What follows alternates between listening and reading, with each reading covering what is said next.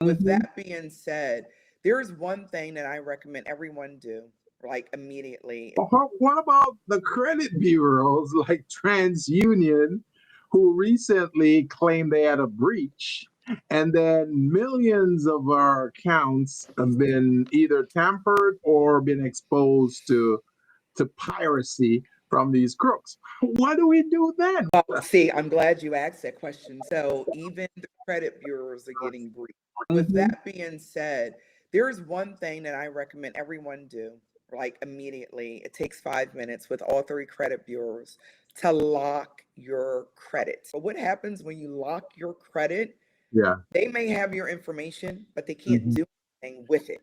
So, with that being said, when you lock your credit, literally it takes like 5 minutes that there's a toggle when you go on the main page, Experian, TransUnion, they literally can lock it. And so, what that does, it makes it where they were to go to a bank, they can't open an account, they can't get a Right. credit card. If you ask me a question from when I'm asking you the question, or if you can't even answer it, that you will immediately be hung up on and you won't be able to apply. So, and the type of questions they ask you, only you're going to know. And in addition to that, that's why it's really important to be proactive.